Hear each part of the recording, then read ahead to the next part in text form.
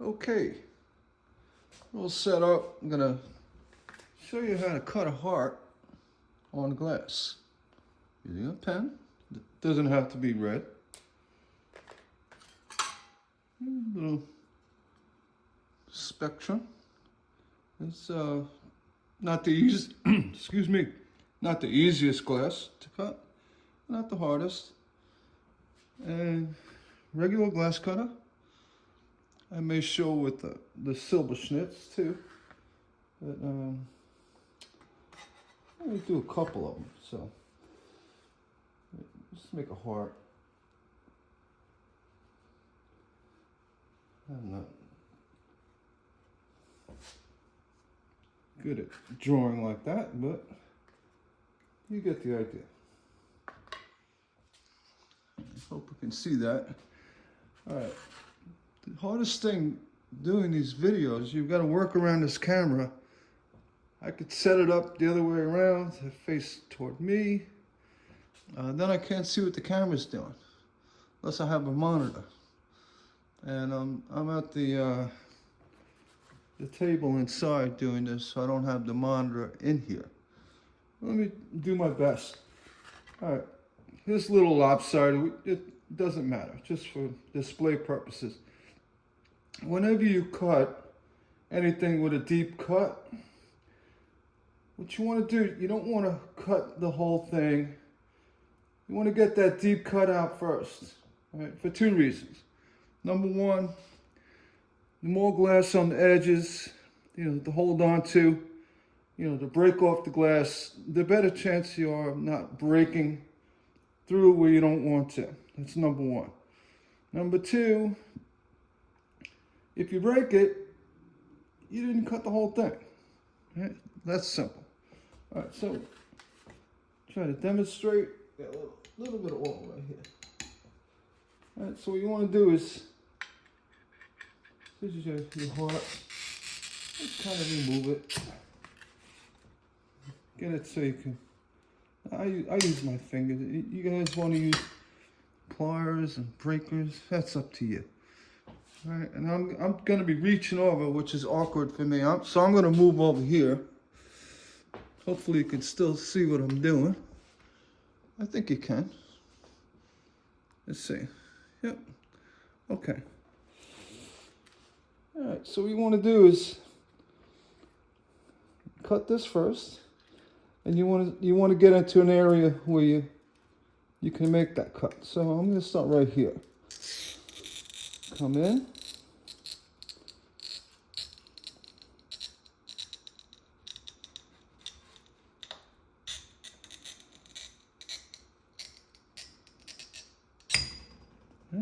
The first cut.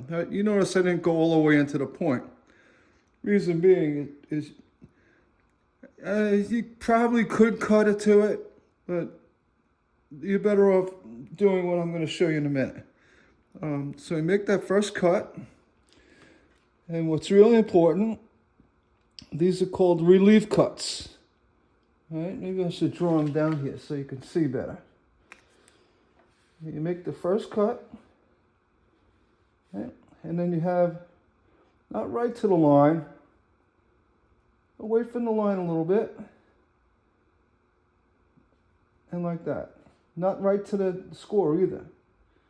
Away from the line, and just almost to the score. Same here. You can cut like that. And then the third one, you cut like that. Reason why they're called relief cuts, because every time you break one off, you're relieving the pressure of the surrounding glass that's around the desired score. And what that does, it allows you to get inside the breaking area. What you're actually doing is you're bending the glass gently, because glass will bend before it breaks. If you took a big strip, you could see what I mean. You could bend it. It's flexible. So what you want to do is you get inside. So you want to break it and move it in such a way from where you hold the glass to go out like that. out like that. It's always out, away from where your pinch point is, all right? That's the best way I can explain it. Basically, you want relief cuts. You could start inside low here, right in here. And a little relief cut here. Relief cut. And here. That one you want to come out the edge because that's the one you're going to start with. Now whether you use these the narrow breaker grousers, these are really nice because the tip, you can see that, it's a lot narrower than the standard breaker. I can't see the camera well, but I think I'm in it. You see, you can get in a little bit into tighter spaces, whereas the wider ones you can't. I know that this cut's getting cold. I use the grouses on the cutter to do this. It's the same principle. What you're doing is you're getting inside the glass area that you want removed. You can check out the larger one or go in with the smaller one. Middle grouser. I'm going to go with the middle one. Just snap the first relief cut down. See? Snapped it down. Second one. So the reason why you cross hatch, because when I break off the second one, it shouldn't go across there. That would be bad. You want it to break off where the third relief cut is. Right? So we're going to put it right in here. And with a gentle gnawing of the glass, you have more success getting that relief cut off. That's what's really good about a hand cutter. I'll show you that. See, what I'm doing is I'm kind of gnawing a little bit away.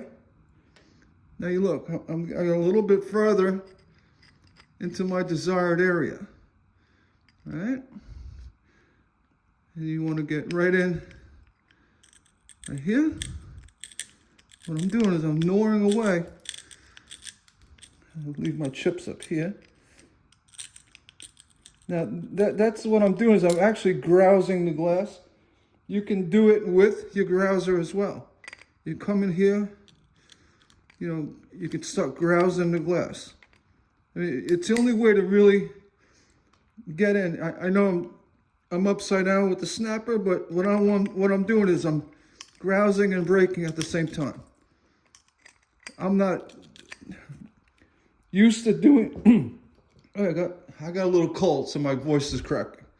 I'm not used to using these, but this is a handicap tool for folks who don't use a hand cutter. I'm going to show you, continue showing. I'm in the camera, okay, with my hand cutter. Getting right in here. So I just gnawed that away.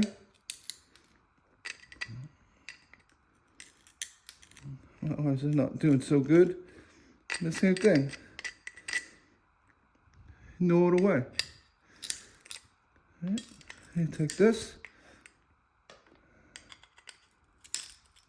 Right. Now, there's another tool called the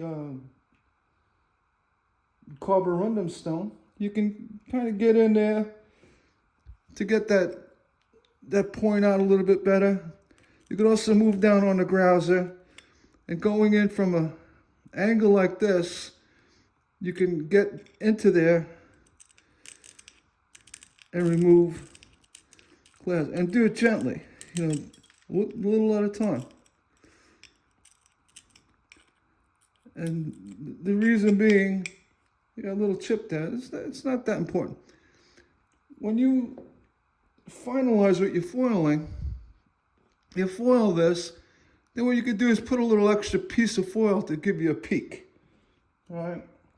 I wouldn't recommend cutting out hearts like this because it causes a weak spot.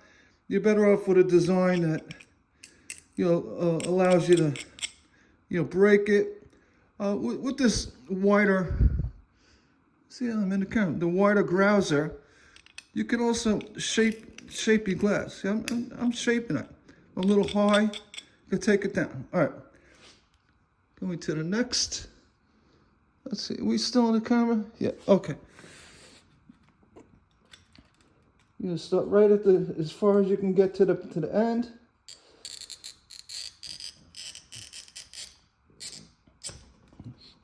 That, you got a little curve here.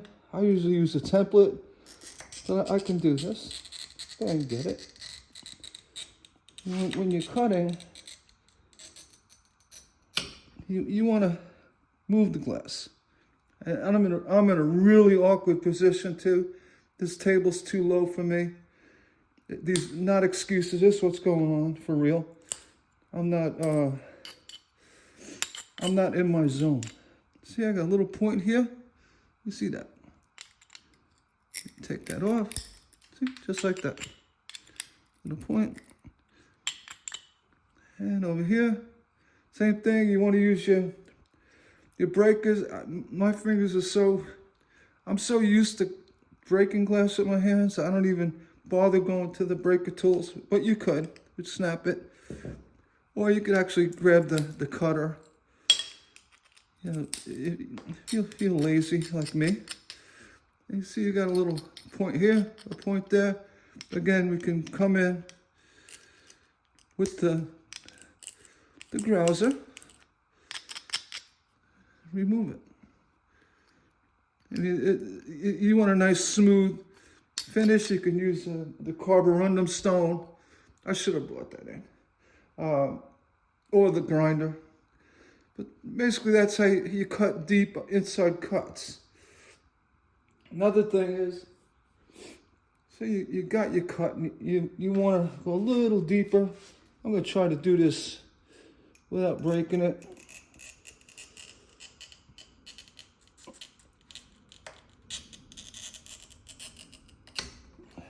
See? You can do that. I'll take off so I can see it. And right here, you come in with your relief cut.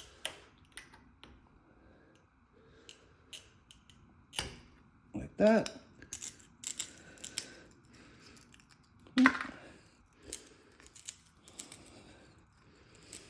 Let's see, I don't think it's gonna go, because, yeah, it went, but I got a chip in the back. I mean, realistically, you shouldn't be trying to cut hearts.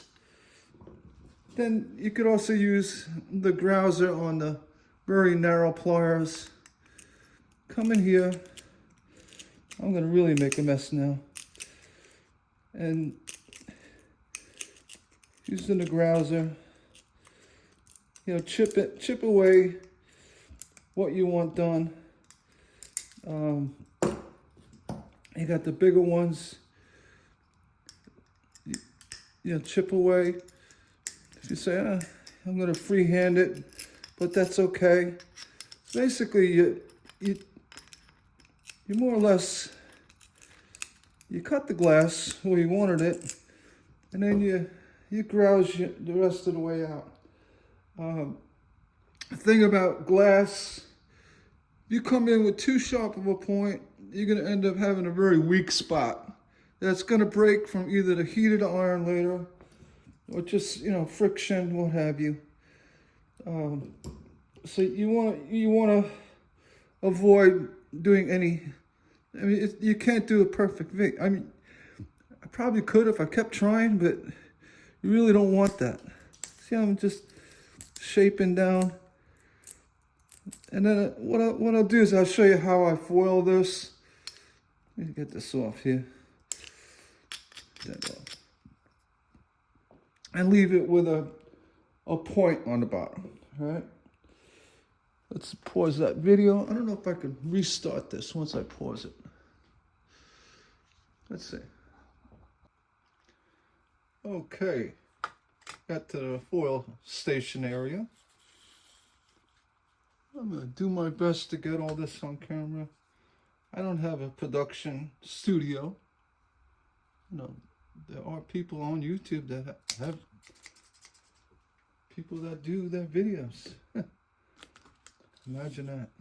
All right. Here's a 7/32 foil, copper foil, hand foil tool, roller foil. You can see that. Yep, you can see that. All right. Typically, I have this hanging down like that. It makes life easy. The dispenser. I'm going to show you a real quick way of loading the tool. You know, no fuss technique, okay? Whenever you're using these tools, it is so easy. To load it, you want to see the copper, all right? So you leave the paper on, put it in the bottom. You know, no sticky mess, no trying to fiddle with it. Pull the foil past about the length of the tool, right? And over here, so you cut it on a little point so you can start it. All right.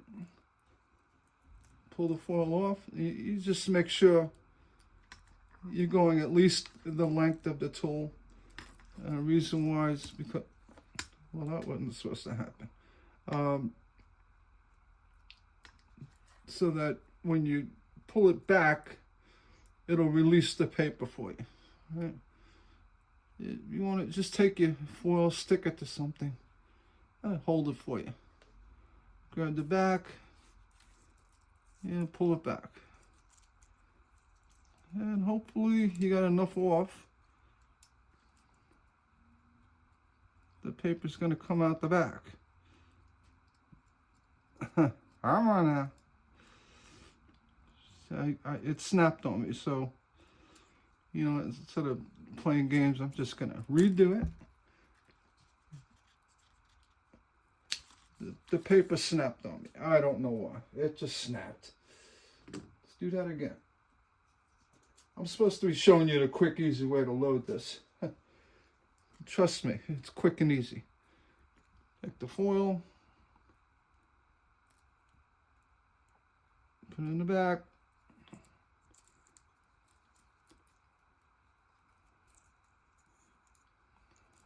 Why are you not working? There you go. And like I said, with the paper on it, makes life easier.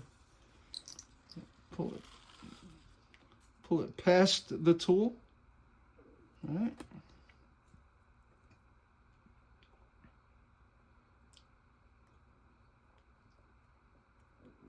I should be putting my glasses on. I know this comes up. All right, there we go. Get it started.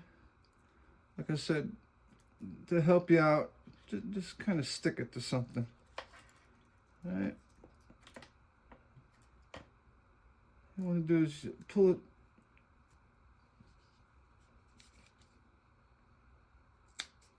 Cut the paper. You're supposed to cut the paper, not rip it.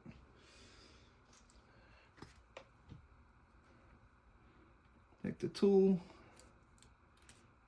pull the foil back. Now let's see, hopefully we got it long enough. Yes, we did. You pull it back. You can see that? Okay. And we're loaded. Cut off the starting point. You don't need to go through the dispenser. That ends up getting the foil all jammed up and clogged up in there. Just run it off the back. Just run it off the back.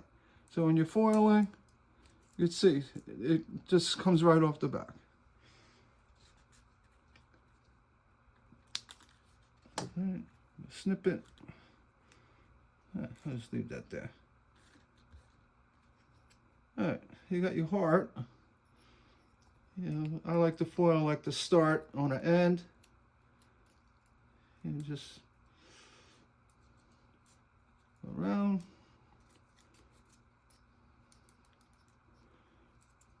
You're going to say, hey, how do you do that, right?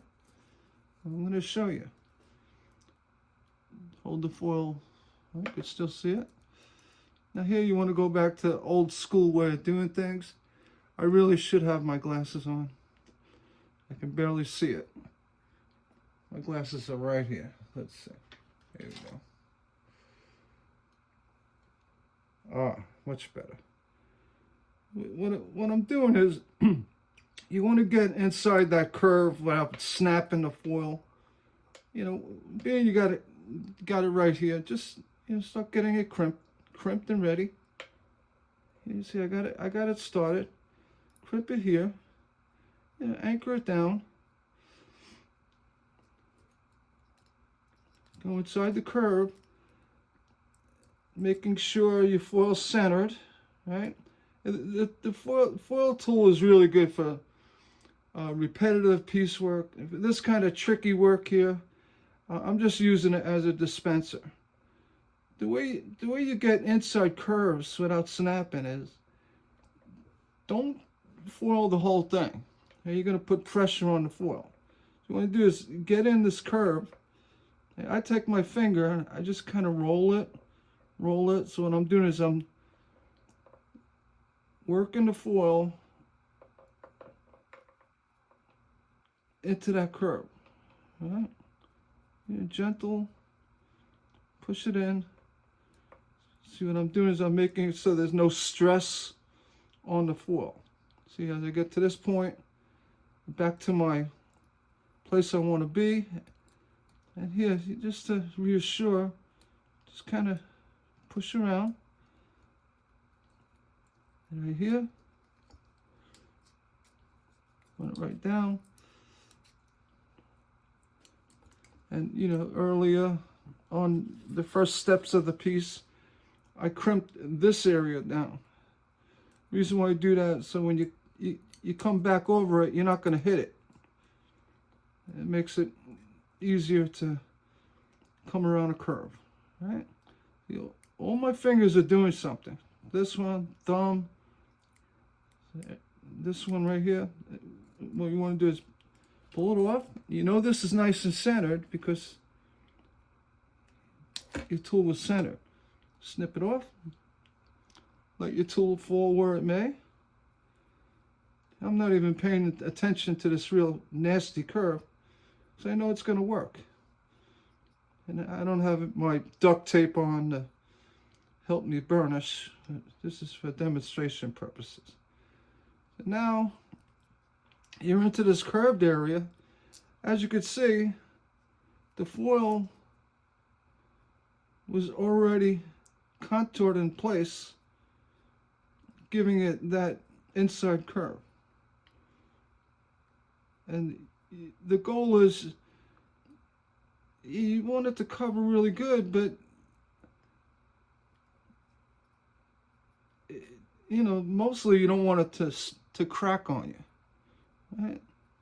So I got that all.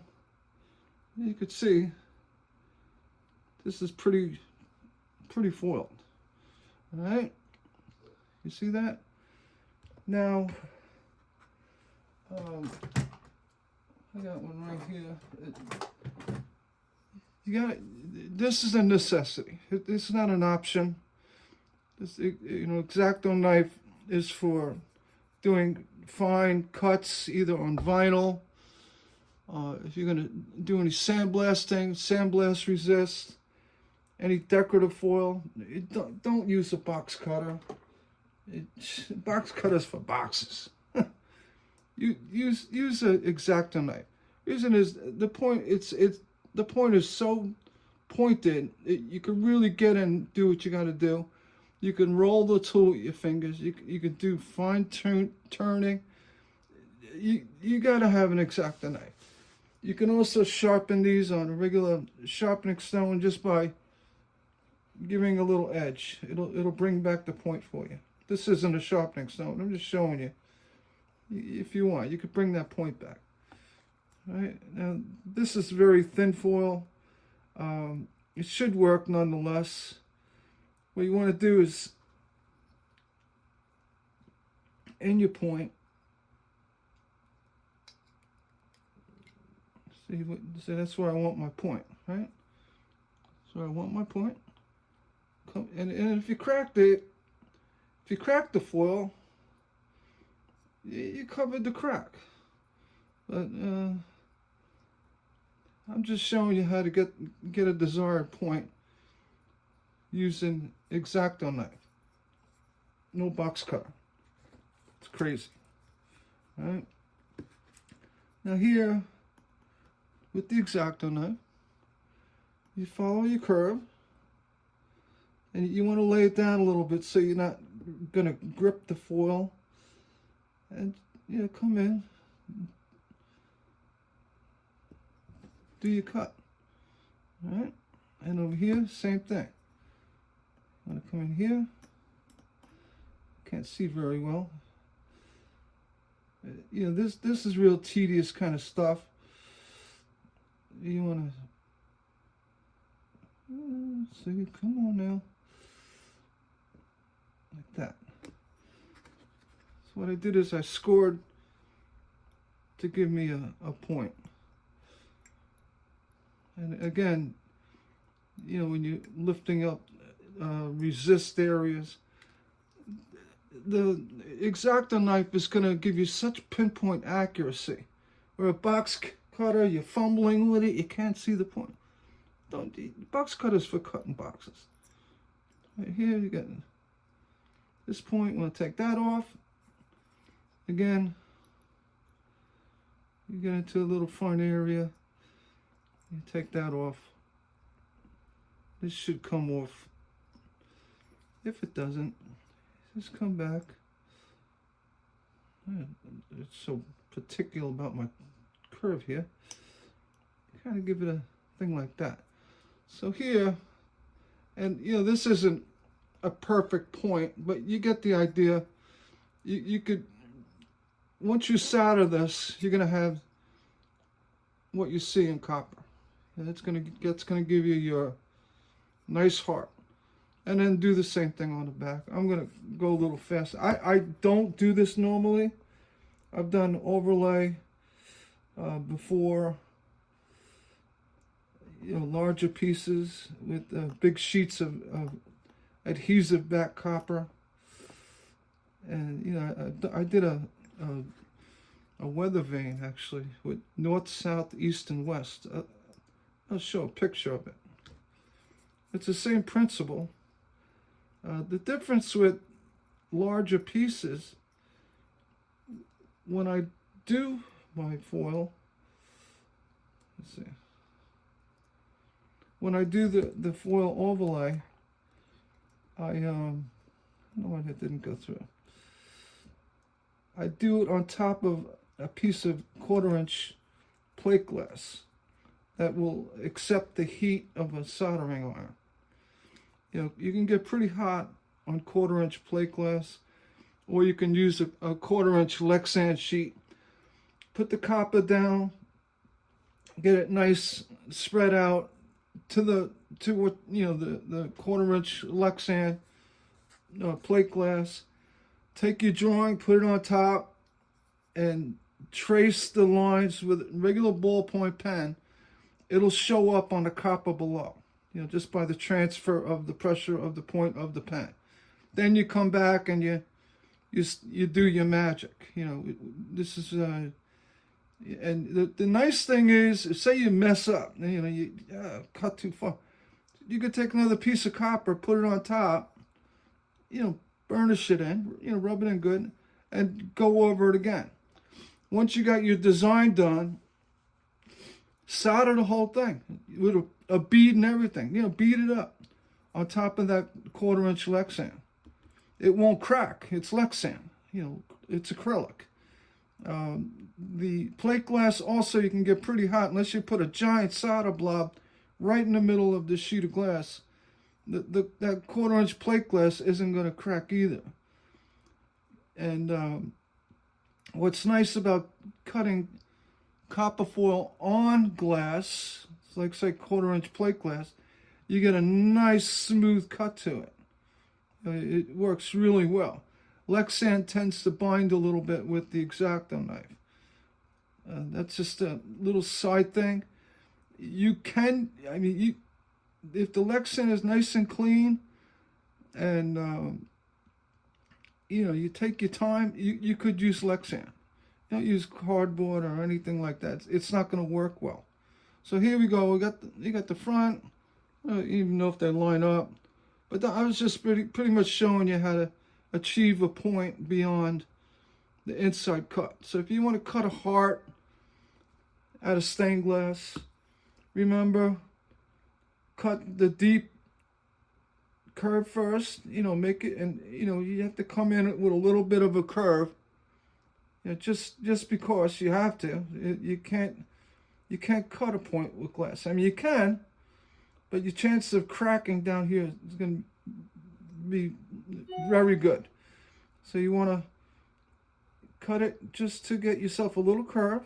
You could do that with a saw as well, and then follow up later on with your point with your copper.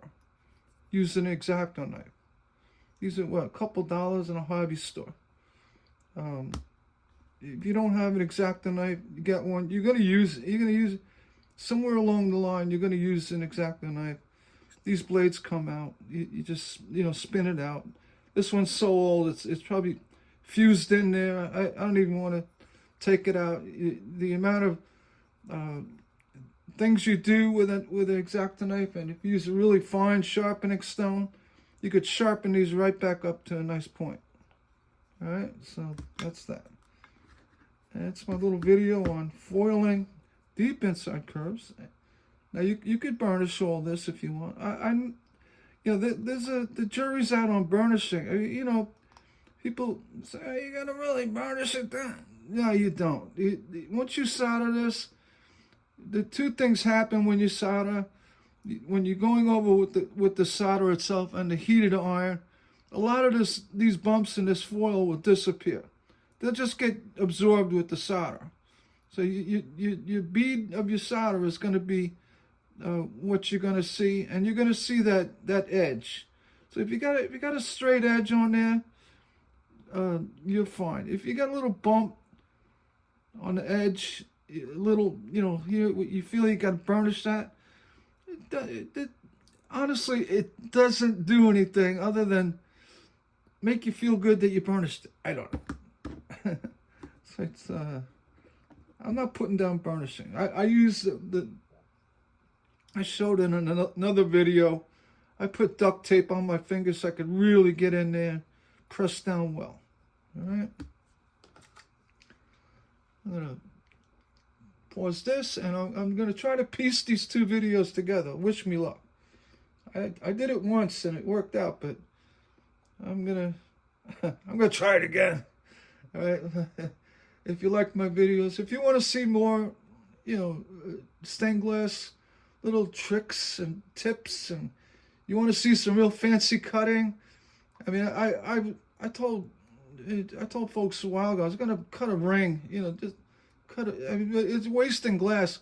You could cut a ring if you do. If you cut the you know, cut a donut. If you cut the inside, you know, you cut your, it's a square, you cut the inside circle, and you just put a bunch of star relief cuts, you know, quite a bit, and get right into the center. And I don't endorse tapping at all. If you get right into the center and actually where all the lines come together, and then make little, you know, little scores. They all come together like that. Make little scores like that, and you tap from the bottom. You're gonna break an area in the center where you can get your glass cutter in and start removing that circle. Once you got the inside circle removed, it's gonna be a nice perfect hole in the glass. Then you go to the outside and you cut the outer circle to match. And when it's done, it looks like you cut a donut. It's just little glass trickery, nothing crazy. It's just basically understanding how glass breaks. You know, when you hit it or tap it, what you're doing is you're forcing that score to separate easier, and you know, by doing a multitude amount of scores toward the center, eventually you're gonna break a spot where you can get through without running across the whole piece and destroy your donut. All right. I mean, again, for stained glass, you're never going to cut a donut, but you can. All right. I'm going to try to show more with the pushing technique. I know you guys look at, excuse me, that's my chest cold. It's horrible. It's like a week now. It's horrible. Maybe more, 10 days. When you push cut, everything's pretty much the same. The only difference with the pull cutting, I could really see what I'm cutting. I can adjust the amount of pressure I put on the glass where I need it. I got a lot more versatility as far as curvature of the glass. When I cut around here and in here, I can use the flip of the wrist a lot easier while retaining downward pressure that ensures a good score. The score is not so much, it's pressure, but you want to consistent. You don't want to stop. Every time you stop, you score. With pushing and you stop. Your wheel's doing this ever so slightly, and causing spider flaws, which will eventually cause you to have breaks, undesirable breaks. So whenever you score glass, you want to try to keep it consistent. You don't want to be stopping, or if you're going to stop, make sure you roll through it. When you hold in your cutter with a hand cutter facing you, that consistency and that control of the cutter is very true. So I'm not going to get that side to side. As well, you get with a Toyo cutter that has a swivel head. That's a whole nother subject. On that note, I'm going to end this video. Again, if you like my videos, please subscribe. I'd like to see you come back and check out more that I can show you. Again, key things. We'll start with this. The X-Acto knife. Feed your foil through your tool with the paper on it. Pull it back. Release the paper. Keep this flat. You can see if I ever pick this up again, no kinks, no problems. If you can, get one of these dispensers. If you can't buy one, find one. You can make one. Make it out of cardboard. You want your foil to, lay off the edge of the table. It prevents any kinking and any problems. As well, when you cover it, this whole thing can go in a plastic bag. This foil, believe it or not, it's probably 15 years old. It looks like a shiny new penny. And will solder just fine. Don't use a box cutter.